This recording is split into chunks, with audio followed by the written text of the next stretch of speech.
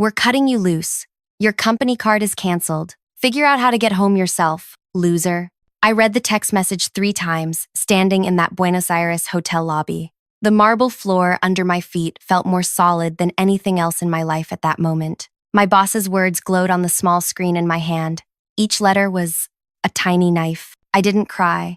I didn't throw my phone.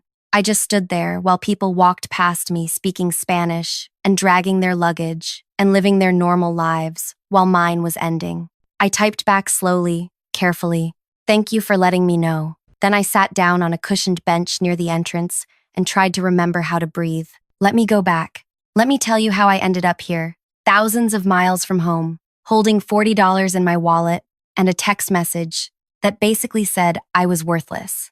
My name is Ria. I'm 32 years old.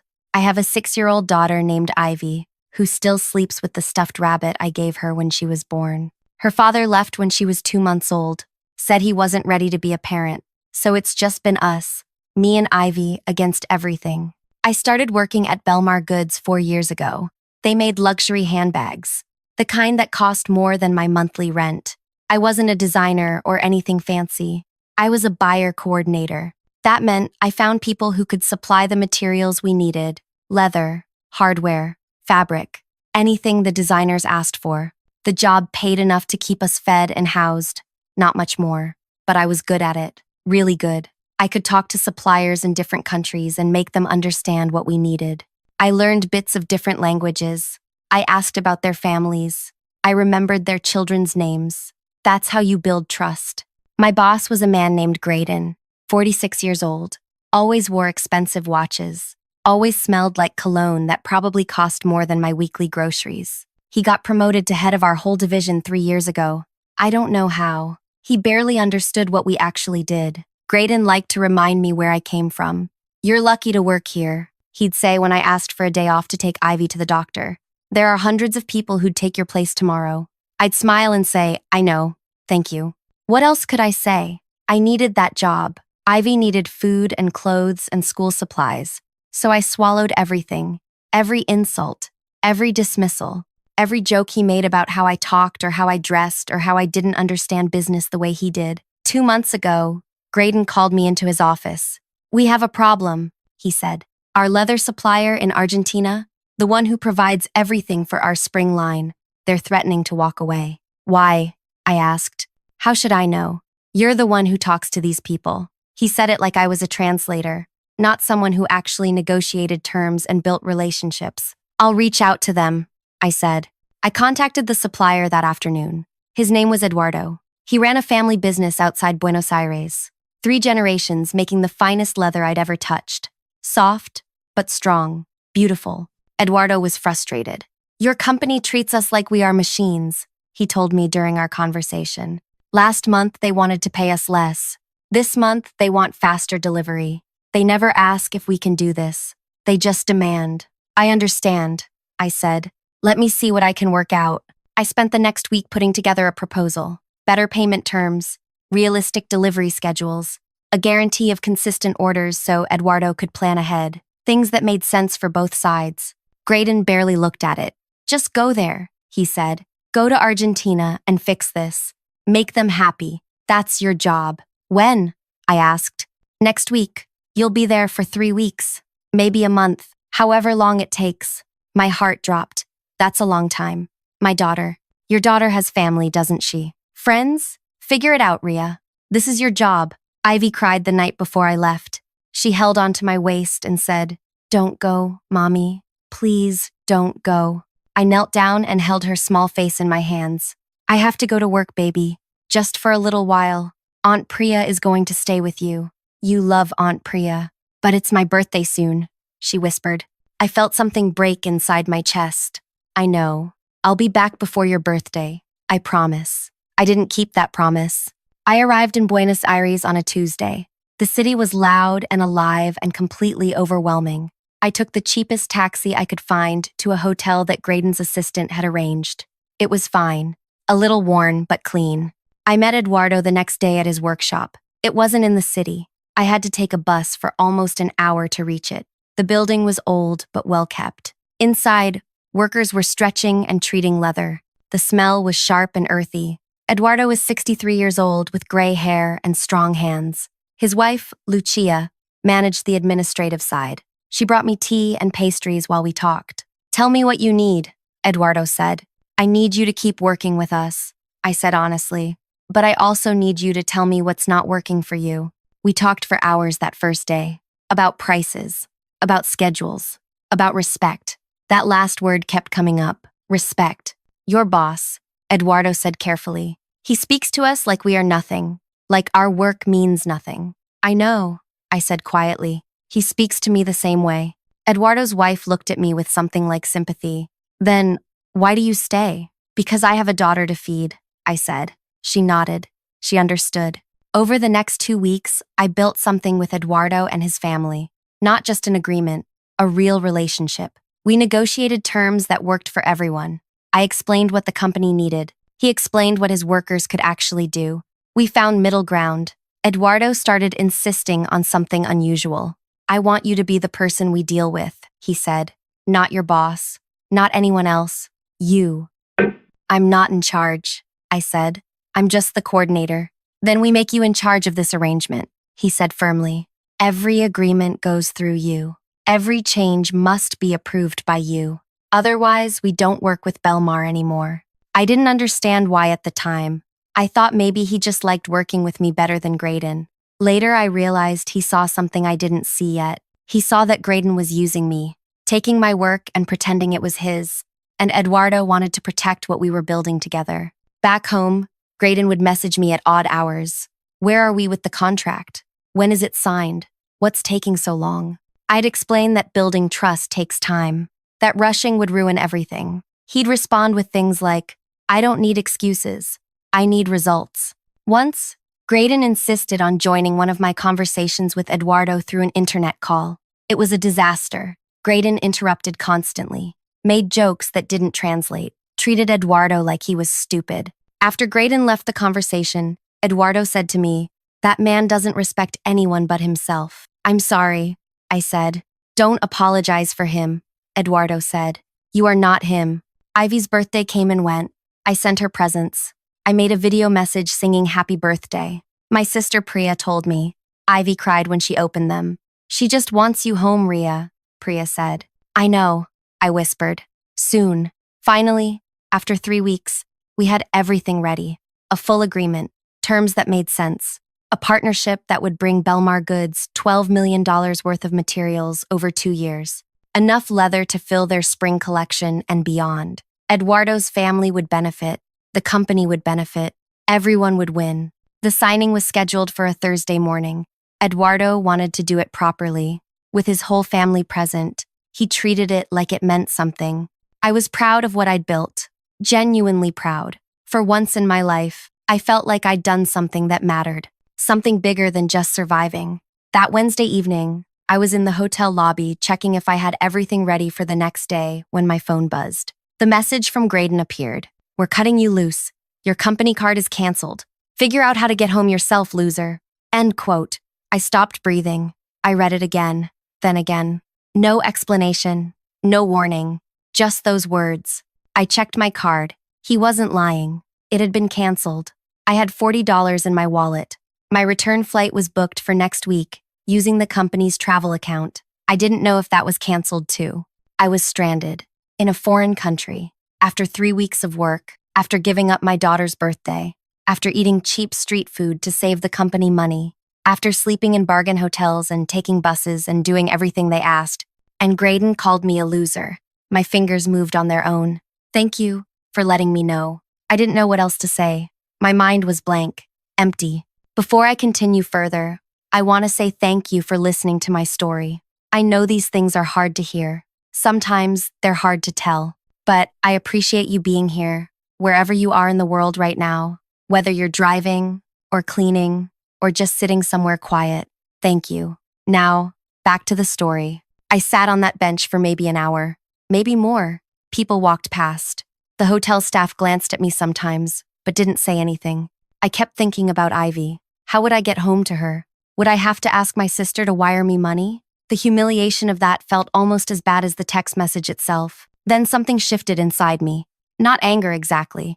Something colder, clearer. I looked at my bag. Inside was a folder with the unsigned agreement, the one worth $12 million, the one that would save Belmar's entire spring season, the one Eduardo refused to sign with anyone except me. I stood up.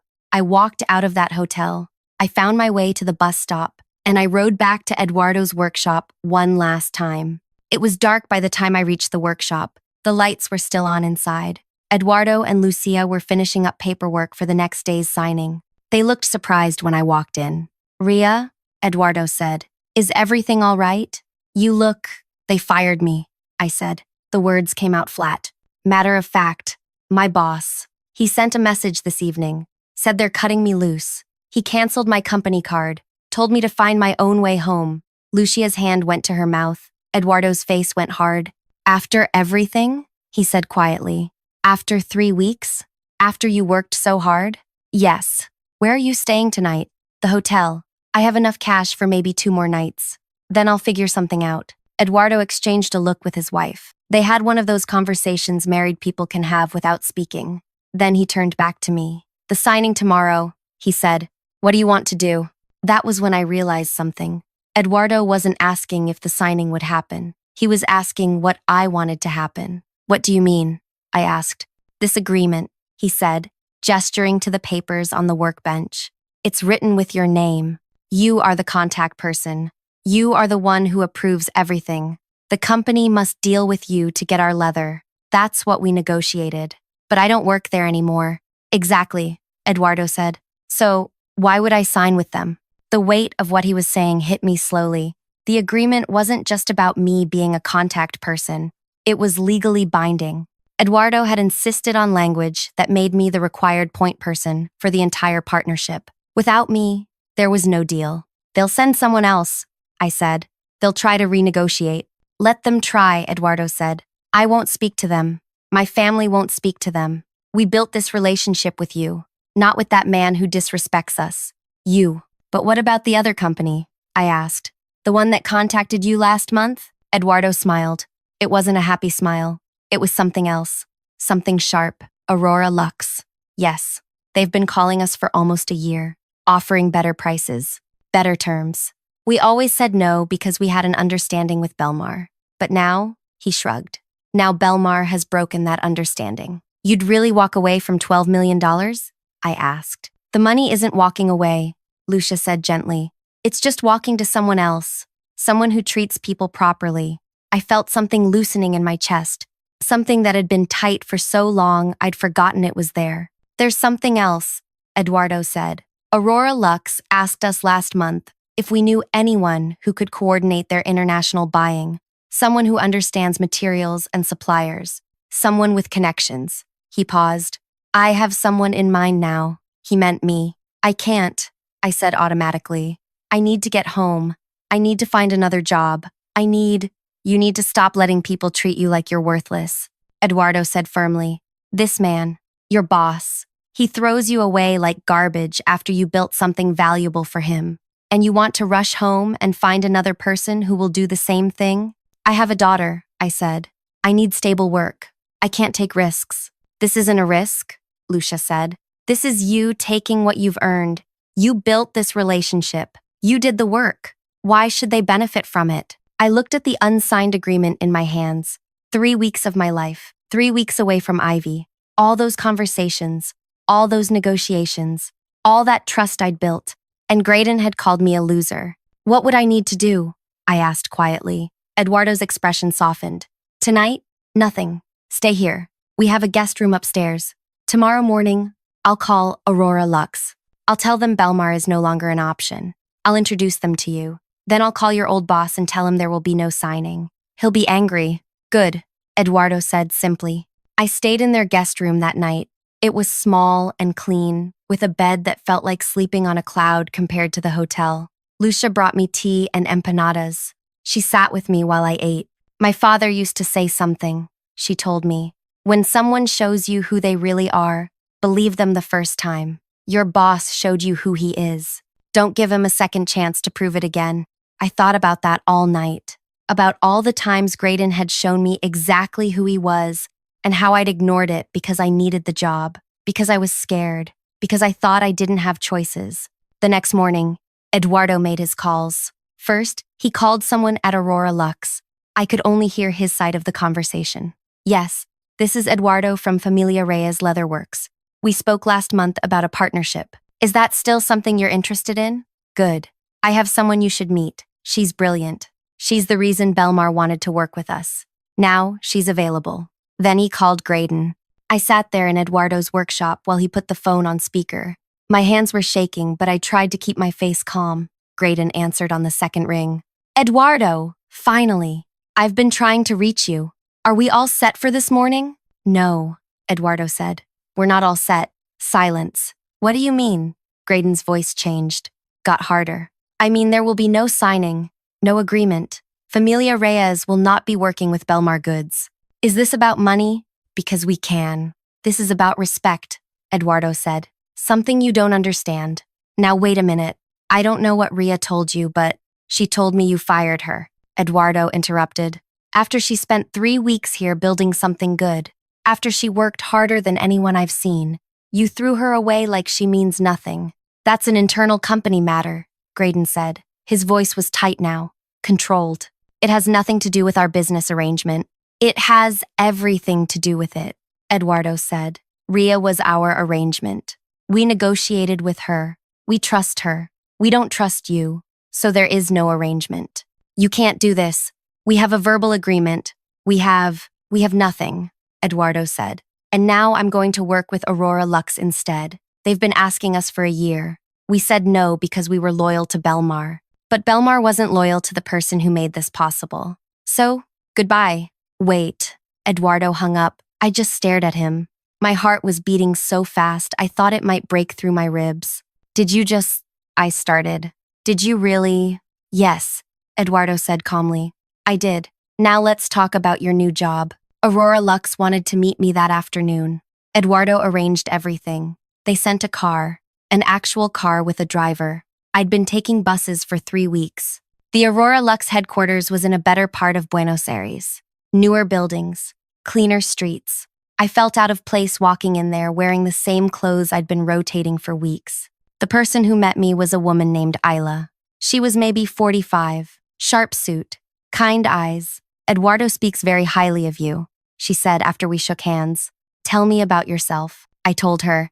Not the professional version, the real version. About Ivy, about working at Belmar, about building relationships with suppliers, because I actually cared about people, about being stranded here yesterday. And yet you're here today, Isla said. Not on a plane home. Why? Because Eduardo made me realize something, I said. I'm good at what I do. Really good. And I'm tired of people who don't see that. Isla smiled. Eduardo said you negotiated a $12 million agreement. Is that accurate? Yes.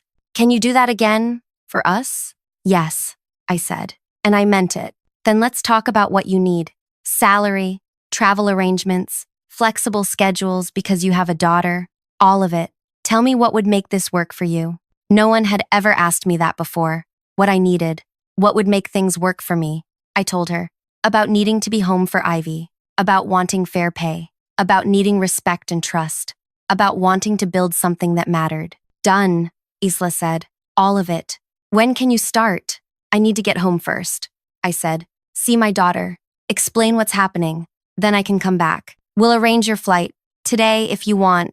When you're ready to return, we'll cover everything. Housing, transportation, whatever you need. I left that meeting feeling like I'd stepped into someone else's life. Someone who got treated like they mattered. My phone started ringing that evening. Grayden. Over and over. I didn't answer. Then he started texting. What did you tell Eduardo? You sabotaged us. This is illegal. You'll hear from our lawyers. You're destroying the company. How can you be so selfish? I deleted each message without reading them fully. Then he tried a different approach.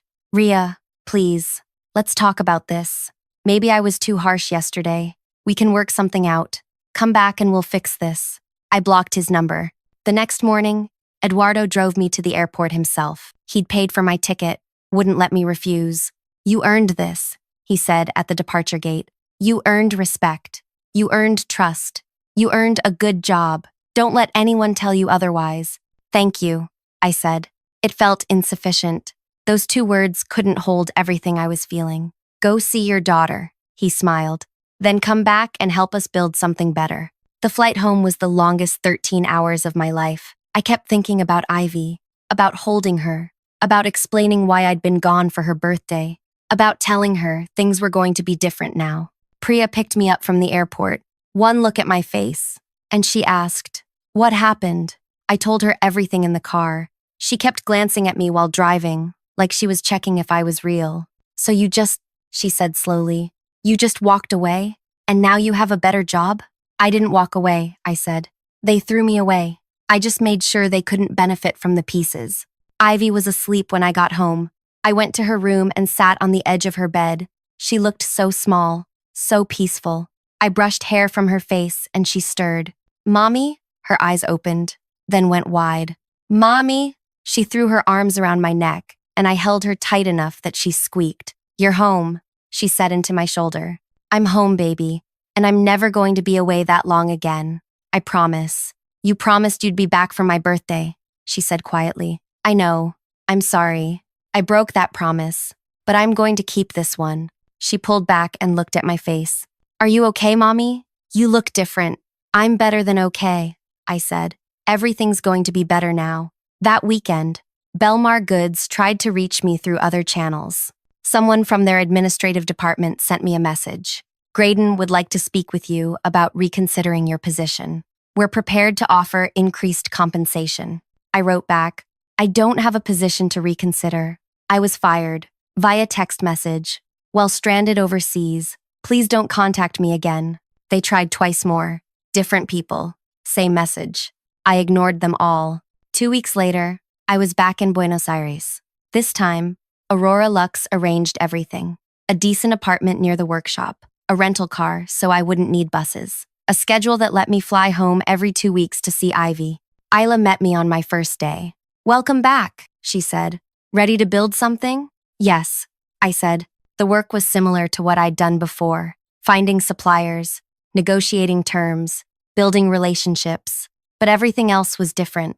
When I had ideas, people listened. When I needed time off, nobody made me feel guilty. When I did good work, they acknowledged it. I helped Aurora Lux secure not just leather from Eduardo's family, but silk from suppliers in Thailand, hardware from craftspeople in India, fabric from weavers in Peru. Each connection I made was treated like it mattered, because it did. Ivy adjusted better than I expected. "Aunt Priya says you have a big, important job now," she told me during one of my trips home. "Is that true?" "It's important to me," I said. "But you're more important. That's why I come home so much." "I like that you come home," she said simply. "And I like when you bring me those cookies from the airplane." 3 months after I started working with Aurora Lux, their spring collection launched. Every piece was made with materials I'd sourced. The handbags were beautiful, elegant, the kind of quality that makes people stop and stare. They sold out in 2 weeks. Fashion writers started calling it the collection of the year. Aurora Lux became the name everyone was talking about. Orders flooded in from stores that had never carried their products before. Isla called me into her office after the numbers came in. "Do you know what you've done?" she asked. "I just did my job," I said. "You built us an empire," she said. "These relationships you've created, these suppliers who trust us because they trust you. That's not just a job, that's something rare." She offered me a promotion, international sourcing director, more money than I'd ever imagined making, full benefits, a guarantee that I could work remotely from home 3 weeks out of every month. "Yes," I said before she could finish explaining. "Yes, to all of it." That evening, I called Eduardo to share the news. He laughed so loudly I had to hold the phone away from my ear. "I knew it," he said. "I told Lucia. That woman is going to change everything. And look at you now. I couldn't have done it without you," I said. "You did it yourself," he corrected gently. "I just gave you a chance to show what you could do. You did the rest." Meanwhile, Belmar Goods was collapsing. I didn't seek out this information. I didn't go looking for satisfaction.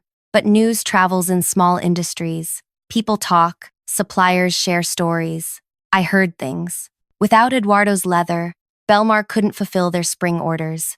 They tried finding other suppliers, but nobody could match the quality. The handbags they produced were inferior. Retailers started returning them. Customers complained. Stores that had committed to carrying Belmar's spring line canceled their orders. Some demanded refunds for the poor quality products they'd already received. The company's reputation tanked. Fashion blogs that had praised them for years started writing critical pieces. "What happened to Belmar goods?" one headline asked. "From luxury leader to disappointing disaster." Financially, they were bleeding. The spring collection was supposed to bring in $30 million. Instead, it brought in losses, returns, angry partners, legal threats from retailers who felt cheated. Grayden tried to save himself. He fired other people on his team, restructured the division, made promises about fixing everything, but the damage was done. I heard through someone who still worked there that he'd tried to contact Eduardo again, offered more money, better terms, practically begged. Eduardo told him, "You had the best coordinator in the industry working for you. You called her a loser and left her stranded overseas. Why would I trust anything you say?" 6 months after that text message in the hotel lobby, Belmar Goods filed for protection from their debts. Their parent company sold them off in pieces. The handbag division shut down completely. Grayden lost his job, no surprise there. But what happened next was harder to track. Some people said he tried to find work at other fashion companies. Nobody would hire him. His reputation was damaged. When potential employers called references, they heard about how he treated suppliers, how he treated his own team, how he'd destroyed a $12 million partnership because he couldn't value the person who built it. Last I heard, he was working at some small, struggling brand nobody had heard of, making a fraction of his old salary, living in a smaller apartment, driving an older car. I didn't celebrate when I heard this. I didn't feel victorious. I just felt tired of people like him, tired of a world that lets people like him rise, while people like me have to fight for scraps. But I also felt something else, something quieter, but stronger. Relief that I'd gotten out, that I'd found people who valued what I could do, that I'd built something real and good and mine. A year after everything happened, Aurora Luxe opened their own store in New York, their flagship location. Isla invited me to the opening event. I brought Ivy with me. She wore a new dress and held my hand tight while we walked through the store. Every handbag on display was made with materials I'd sourced. Every piece represented relationships I'd built. "Did you really help make all of this, Mommy?" Ivy asked, eyes wide. "I helped find the people who made it possible," I said. "The leather workers in Argentina, the silk weavers in Thailand, the craftspeople all over the world. I helped connect them with people who appreciate good work." "That's a lot of helping," she said seriously. "It is," I agreed, "and I get paid well for it, which means we can go out for ice cream after this." Her face lit up. "Really? Really?" "Isla found me near the end of the event. I'm glad you came," she said. "This wouldn't exist without you." "It would exist," I said, "maybe just with different materials." "No," Isla said firmly. "It wouldn't. Not like this. You built something special, Ria. These suppliers don't just work with us because we pay them. They work with us because they trust you. That's rare. That's valuable. Don't forget that." I promised I wouldn't. That night, Ivy fell asleep on the plane home. Her head rested on my shoulder. I looked at her peaceful face and thought about everything that had changed. A year ago, I was standing in a hotel lobby in Buenos Aires, reading a text message that called me a loser. Stranded, scared, $40 in my wallet, and no idea how to get home. Now I had a job that valued me, suppliers around the world who respected me, enough money to give Ivy the life she deserved, and most importantly, the knowledge that I'd never let anyone treat me that way again. Did I destroy Belmar Goods? No. Grayden did that himself when he decided I was worthless, when he threw away the person who'd built something valuable for his company, when he chose cruelty over common sense. I just refused to save him from his own choices. Sometimes people ask me if I feel guilty, if I wonder whether I should have handled things differently, whether I should have signed that agreement anyway and just moved on with my life. The answer is no. I don't feel guilty for valuing myself, for refusing to let someone benefit from work they didn't appreciate, for walking away from people who treated me like I was disposable. Eduardo taught me something important in that workshop. He said, "When someone throws you away, don't climb back into their trash bin. Walk away and let them realize what they've lost." That's what I did. I walked away, and I built something better, Ivy is 8 years old now. She knows the story. Not all of it. I've saved some of the harder parts for when she's older. But she knows her mother was treated badly once. That she was stranded far from home. That she found a way to turn something terrible into something good. You're brave, Mommy, she told me last week. I'm not brave, I said. I was just tired of being treated badly. That's what brave means, she said with the confidence only an 8-year-old can have. Being scared, but doing it anyway. Maybe she's right. Maybe choosing yourself when everyone else wants you to choose them is the bravest thing you can do. I still work with Aurora Lux. Still travel to meet suppliers. Still build relationships that matter. Eduardo and Lucia are like family now. Ivy calls them Grandpa Eduardo and Grandma Lucia, even though we're not related. Last month, Eduardo retired, passed the business to his son. At the retirement celebration, he pulled me aside. You know what I'm proudest of? He asked. Building such a successful business? I guessed. No, he said. I'm proud that I recognized your worth when your own boss couldn't see it. I'm proud that I gave you a chance, and I'm proud of everything you've become. Thank you, I whispered. For everything. Thank yourself, he said. You did the work. You had the courage. I just opened a door. You walked through it. So that's my story. That's what happened when my boss left me stranded overseas and canceled my company card and called me a loser. I didn't get what people might call typical revenge. I didn't destroy him directly. I didn't sabotage anything. I just stopped helping. I stopped building for someone who didn't value what I built, and I let nature take its course. Sometimes the best revenge isn't destruction. It's refusing to save someone from themselves. Sometimes the best revenge is choosing yourself. Thank you for listening all the way through. If this story meant something to you, if it reminded you that your work matters and you deserve respect, then please do me a favor. Hit that like button. Leave a comment telling me where you're listening from and what part of this story hit you hardest. And subscribe if you want to hear more stories about people who chose themselves when the world wanted them to disappear. Your support means everything. Thank you for being here.